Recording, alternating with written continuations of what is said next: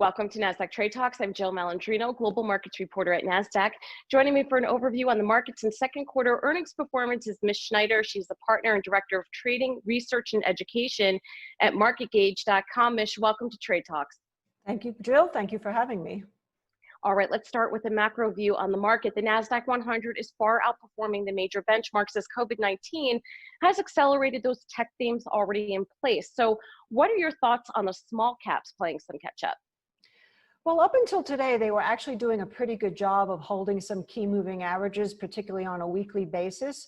And now, as we're speaking, they are failing that. And when I say failing, I don't think I would necessarily panic here, but they're showing some duress after some negative numbers that came out this week, GDP, jobless claims rising, and the anticipation of what's going to happen between the Republicans and the Democrats as far as more stimulus going forward for the people.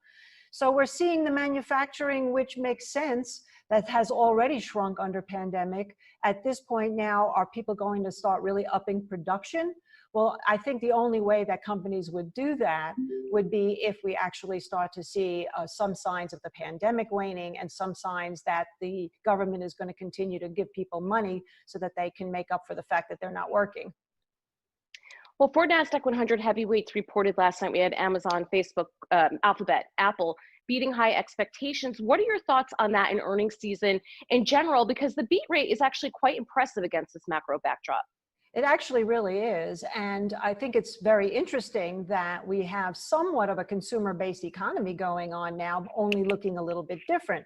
So instead of the brick and mortar retail that we would ordinarily see if the economy is good, everything has been on e-commerce. And of course, some of the companies that have a more e-commerce presence, including even some food companies like Chipotle, which actually reported pretty well, Amazon is going to be the supreme. Guilty myself of buying everything on Amazon and sometimes really going, oh, do I really need to get that on Amazon, and saying it's the most convenient. So there's no surprise there. And then they also had another great bit of news is that they were given approval to spend $10 billion on satellites. So the question of the monopoly, we could put that on the shelf, because right now what they're trying to do really is with that money is put those satellites so they can get into areas that are less dense in population. So they're really putting their fingers out even further than what they have already.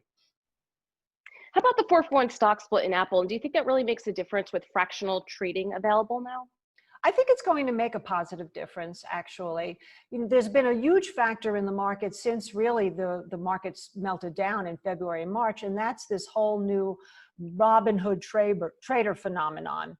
And they're buying stocks that they like either because of some socially conscious investing theme, like clean energy, for example, and Apple. And I think what happens with Apple now with the split is that A, Robinhood can have fractional ownership, number one, and number two, they will conceive this as sort of something good for the people, because they're actually going to make Apple more affordable for people who can't afford to buy a stock that's trading over $400. Now, this is a market of the haves and the have-nots. What looks good to you now, and what are you avoiding? Well, I'm definitely avoiding classic energy, looking more towards the clean energy. Oil and natural gas have just gotten beaten up. And unless something really bizarre happens, like, a blow up in the Middle East or what have you, I would imagine that trend's going to stay the same. And I'm also avoiding the financial sector, the banks, which is really feeling the worst of the impact of the pandemic because of loan defaults. And also because people aren't going out there and borrowing money to start new businesses, although homes have been a kind of a different thing because they're taking advantage of the low interest rates. So while the housing has been good, the banking sector has been terrible. Now, what I am really interested in right now, besides silver and gold, is also the other commodities that might be waking up. For example, some of the food commodities, soybeans is basing out, corn is still floundering, wheat also, but doing better. These soft commodities and food commodities, sugar being another, are at a 100-year historical low ratio to the S&P. And they intrigue me because if we're going into any kind of stagflation environment where we see the economy stagnate, which obviously we are, and we see raw materials start to pick up because of supply chain demand, disruption, also because of the low interest rates and the dollar going down, we could start to see those really move up. And another area I'm really looking at in terms of the small caps is the small cap growth stocks. stocks like Zebra Technologies, HubSpot, there's an ETF, VBK.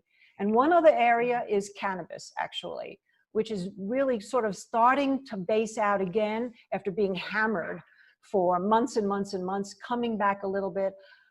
Again, political, but there is some talk that if it does go sway more blue, there could be more legalization coming up for marijuana going into 2021. Well, the Fed certainly is going to need that income with all the stimulus that's in there. We got to pay the piper at some point. Let's go back to the gold and silver trade, though, Mish. I mean, the gold trade's performing exactly as it should be. Absolutely. Again, this is no surprise. And it has actually really kind of given me a quizzical thought about people who keep calling a top in gold. The interesting thing about gold is as it's trading around 2000, which it hasn't done since 2011, the ratio, I love looking at ratios, the ratio between that and the S&P 500 back in 2011 was at 1.57. The ratio now between the SPY, the S&P 500 and gold is at 0.57. And yet the price is the same. So there's a couple of conclusions one can draw from that. One being that gold has a lot more to go. I mean, the ratio is literally a third of what it was at the same price. Two is that even if the SPY and gold fall, the SPY will fall much harder. So I tend to lean towards more the gold has more upside, especially as people are still negative up here. And that means that we haven't even seen the bears get really blasted out yet. All right, Mish, and to wrap up here, what's the biggest risk you're watching in the market now? I think the biggest risk right now is the dollar. I think the dollar is something that we have to keep an eye on. At some point, the dollar falling, which has been perceived as good, and something actually that this administration wanted was the dollar to be weaker. At some point, if it weakens further, I think it reflects something even more inherent to what's going on. And that is really the reputation of the United States starting to have a little bit of an ink blot on it around the world. And with an election coming up and a lot of social unrest, and I think things could get a little bit hairier as we get closer to November, I would keep an eye on the dollar, because if that really tumbles further, it'll have the reverse impact. And instead, losing faith, we could really see, I would hate to see this happen. It would be devastating, but we can see a real big swoon in the markets. Yep. Well, excellent points, Mish. Thanks so much for joining us on Trade Talks. Thank you, Jill. All right. And thanks for joining me. I'm Jill Malandrino, Global Markets Reporter at Nasdaq.